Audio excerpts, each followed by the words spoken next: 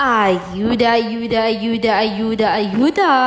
Donnie Pangilinan, kwento kung paano siya sorpresahin ni Belle.